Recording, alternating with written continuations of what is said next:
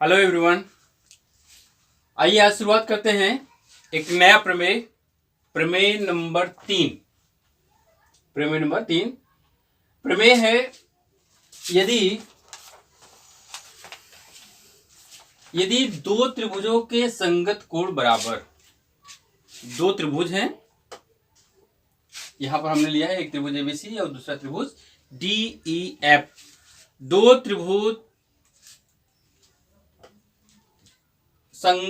त्रिभुजों के संगत कोण बराबर है, अर्थात दोनों त्रिभुज समान कोणिक है। तो हमको दिखाना है कि दोनों त्रिभुज समरूप होते हैं। ये दिखाना है। अच्छा, हम लोग जब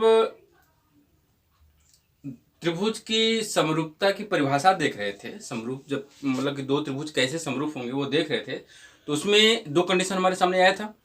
एक कंडीशन ये था कि दो त्रिभुज समरूप होंगे यदि उनके संगत कोण बराबर होंगे। एक तो ये कंडीशन दे ही दिया कि संगत कोण बराबर हैं। दूसरा कंडीशन ये है कि यदि दो त्रिभुज समरूप होंगे यदि संगत भुजाओं का अनुपात बराबर हो, समान हो। ठीक है, तो जब यहां पर संगत कोण बराबर दे दिया है तो हमको बस क्या करना है, दोनों त्रिभुजों के संगत भुजाओं का अनुपात बराबर दिखा देना है। अगर हम ये बराबर दिखा देते हैं तो इसका मतलब कि दोनों त्रिभुज समरूप होंगे। अब यहां पर दो त्रिभुज लेना है, तो दो त्रिभुज जो होंगे उनके तीन कंडीशन होंगे। हो सकता है दोनों त्रिभुज माप में, साइज में बराबर हो, कोण तो बराबर दिया ही रहेगा। हो सकता है कि माप में भी बराबर हो, दोनों एकदम सेम टू सेम हो। दूसरा कंडीशन यह हो सकता है कि अगर मैं इसकी बात करूं तो यह त्रिभुज एबीसी त्रिभुज डीईएफ से छोटा हो। ठीक है, तीसरा कंडीशन यह हो सकता है कि त्रिभुज एबीसी इस वाले त्रिभुज से बड़ा हो। तीन ही कंडीशन हो सकता है, त्रिभुज एबीसी इसके बराबर होगा, या इससे बड़ा होगा, या इससे छोटा होगा, और कोई कंडीशन नहीं हो सकता है। तो अगर कहीं जब हम ऐसा करते हैं कि इस त्रिभुज एबीसी की भुजा एबी के बराबर चाप काटें या इस तरह से माप लें बिंदु P, और AC के बराबर लंबाई ले लें और वो बिंदु Q, इस प्रकार है कि P और E संपाती हो गए, Q और F संपाती हो गए। तो ऐसे कंडीशंस में त्रिभुज ABC और त्रिभुज DEF एक समान हो गए, संगत कोण बराबर है ही, भुजाओं का अनुपात भी बराबर हो जाएगा। ठीक है, तो इसका मतलब कि ये समरूप हो जाएंगे। सेकेंड कंडीशन ये हो सकता है कि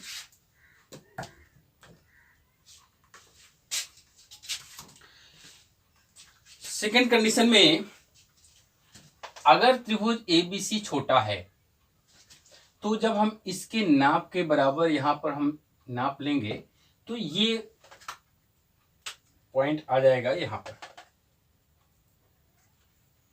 इसके बराबर लेंगे, इसके बराबर ले लिया, यहां पर आ रहा है। ठीक है, और इसके बराबर इधर से ले लेंगे, ये यहां पे आ गया Q, और इसको जब मिलाएंगे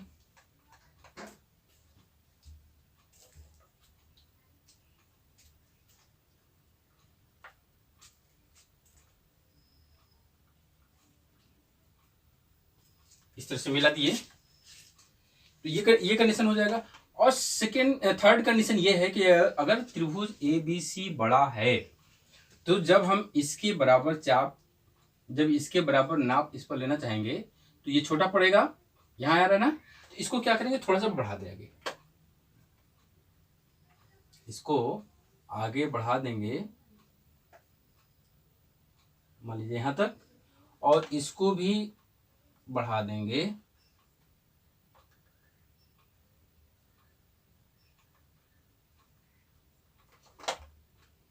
ये मैं एफ जो है यहाँ लिख दे रहा हूँ, ठीक है।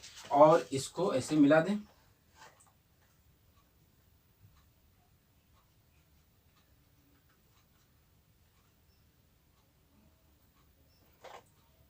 ये त्रिभुज बन जाएगा। इसको भी अंदर से निकाल दें, ये है और ये पॉइंट सी है, ये हमारा है पी और ये है क्यू। ये तीन कंडीशंस बनेंगे। इन्हीं तीनों कंडीशनों को लेकर के हम दोनों त्रिभुज की समरूपता सिद्ध करेंगे। सबसे पहले हम लोग लिख लें कि क्या दिया है। दिया है में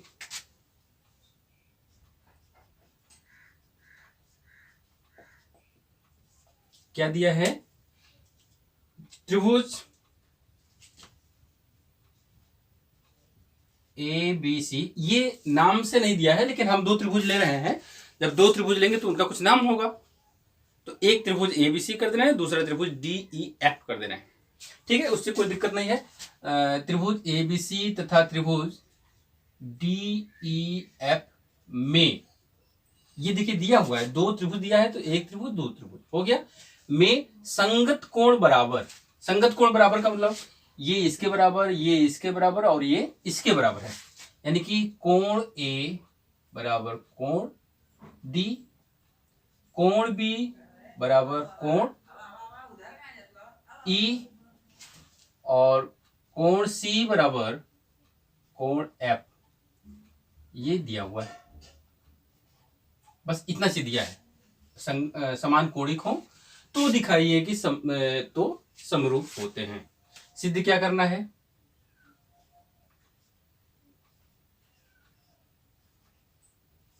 सिद्ध करना है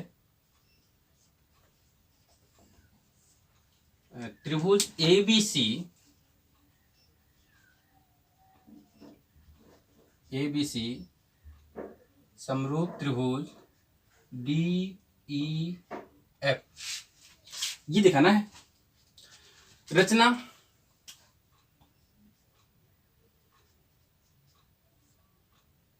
रचना करनी है। रचना में देखिए तीन कंडीशन बन रहे हैं ना, तो फर्स्ट कंडीशन में प्रथम के लिए हम लोग क्या करेंगे, ए बी तथा ए सी के बराबर माप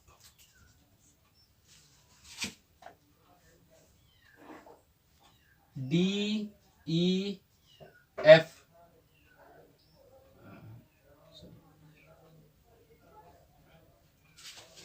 यहां पर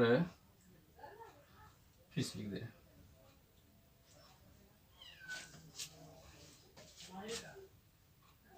ए बी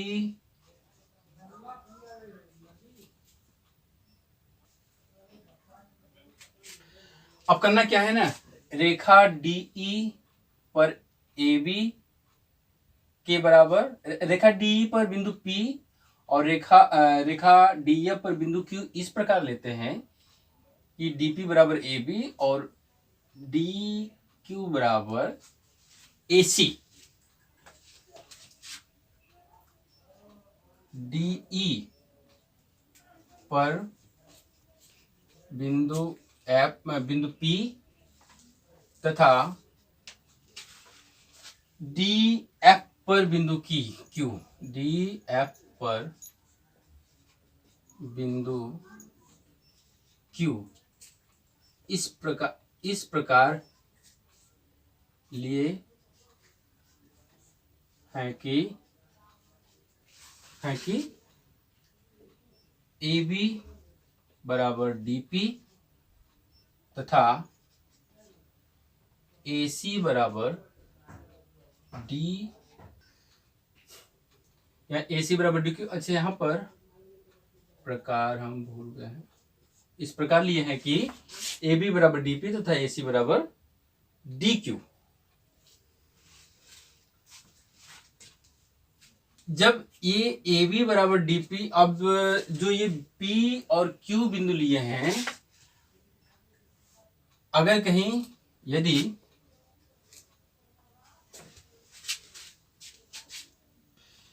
अब ये जो दो बिंदु P और Q लिए हैं, इसको कर देंगे P और Q को मिलाया। ठीक है, अब इसमें तीन कंडीशन होंगे। सॉरी, यह पहला कंडीशन अब हम यहां से ले लें। अगर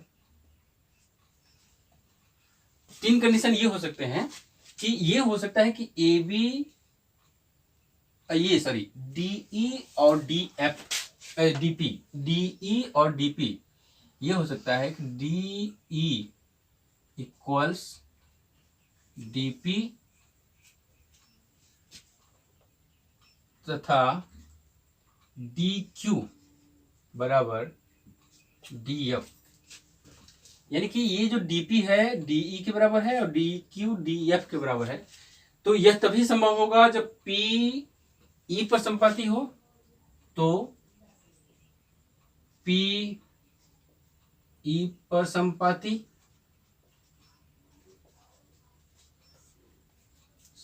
होंगे तथा क्यू एफ पर संपाती होगा।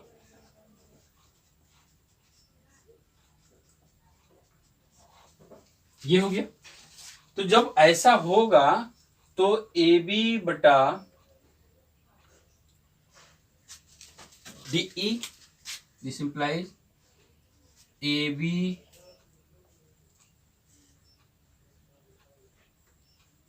पर संपाती होगा, तो ए बी बराबर डीई हो गया और ए सी बराबर डीएफ हो गया तथा ये कोण इसके बराबर है ही, कोण ए बराबर कोण डी। तो ये भुजा कोण भुजा के आधार पर ये सर्वांगसम हो गया। दिस इंप्लाइज त्रिभुज ए बी सी सर्वांगसम त्रिभुज डी ई एफ, क्या लिखेंगे, S S by S A S, भुजा कोण भुजा। तो जब ये दोनों त्रिभुज जब ये त्रिभुज दोनों सर्वांगसम हो गए, तो इसका मतलब कि भुजाएं भी समान हो जाएंगी। दिस इंप्लाइज बी सी बराबर ई एफ हो जाएगा। बी सी बराबर ई एफ। जब ये सब बराबर, भुजा सब बराबर हो गई, कोण बराबर हो गया, तो तीनों भुजा बराबर है। इसका मतलब कि ए बी बटा डीई, ए बी बटा डीई, ए सी बटा डी एफ बराबर ए सी बटा डी एफ बराबर बी सी बटा ई एफ।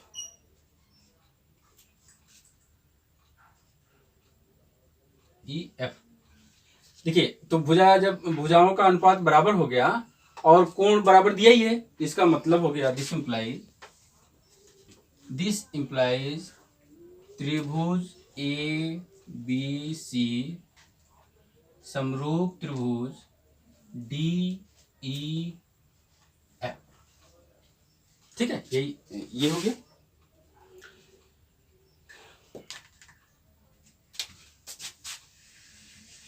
इसी को निश्चित करना है, ये हो गया। और अब अगर हम सेकेंड कंडीशन लें, तो सेकेंड कंडीशन में है त्रिभुज ए बी सी त्रिभुज डी ई एफ से छोटा है। तो जब हम ए बी के बराबर डीई पर बिंदु लेंगे, मतलब डीई पर बिंदु P और डी एफ पर बिंदु Q, इस प्रकार लिया है कि डीपी बराबर ए बी और डी सी बराबर डी क्यू बराबर ए सी। तो क्या कंडीशन हो जाएगा तब? यहाँ पे लिखेंगे डी ई पर बिंदु P तथा डी एफ पर बिंदु Q इस प्रकार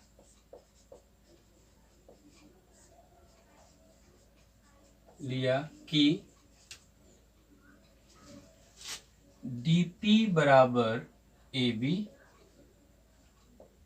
और DQ बराबर AC और कोण A बराबर कोण D दिया है। कोण A बराबर कोण D ये दिया है। तो इसका मतलब कि त्रिभुज ABC और त्रिभुज DPQ सर्वांगसम हो गए।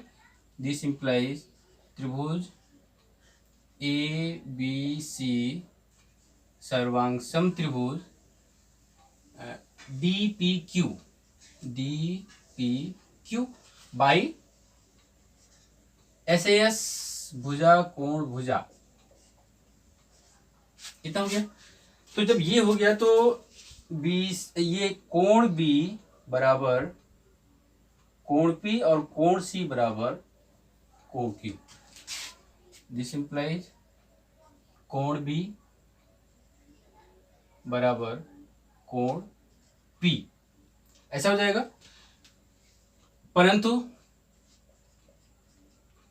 परंतु दिया है कोण B बराबर कोण E। ये तो दिया ही है पहले से, कोण B बराबर कोण E। तो दिस इंप्लाइज क्या हो जाएगा? इसका मतलब ये हो गया कि यह कोण P कोण E के बराबर है। कोण P बराबर कोण E। दिस इंप्लाइज इसका मतलब कि PQ समांतर EF। अगर ये कोण और ये कोण बराबर हो गया तो इसका मतलब यह रेखा समांतर हो जाएगी। तो जब समांतर हो जाएगी तो अब आधारभूत अनुपातिकता प्रमेय का उपप्रमेय अगर हम लेते हैं तो उसमें DP बटे DE बराबर DQ बटे DF। दिस इंप्लाइज DP बटे छोटी भुजा बटे बड़ी भुजा DP बटे DE बराबर DQ बटे DF। ठीक है। लेकिन ये जो DP है AB के बराबर है और DQ AC के बराबर है। दिस इंप्लाइज AB बटे DE बराबर DQ किसके बराबर है? AC के बराबर। AC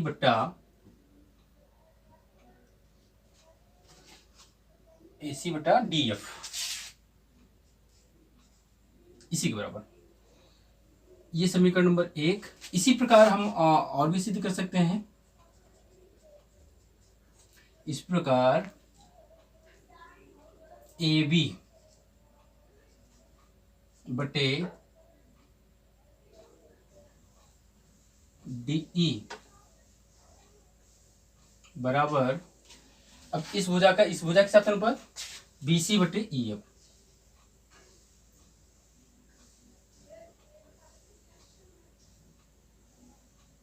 अगर इसके साथ लेते तो चलिए ठीक है, BC बटे EF।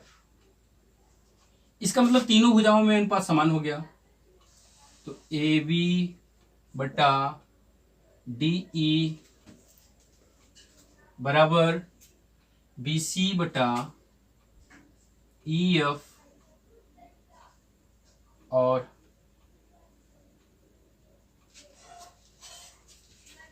बराबर AC बटा DF।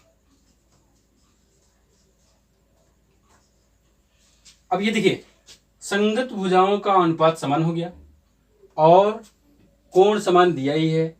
इसका मतलब क्या हो गया? दिस इंप्लाइज त्रिभुज ABC समरूप त्रिभुज DEF होगा। इसको मैं इसमें करूँ।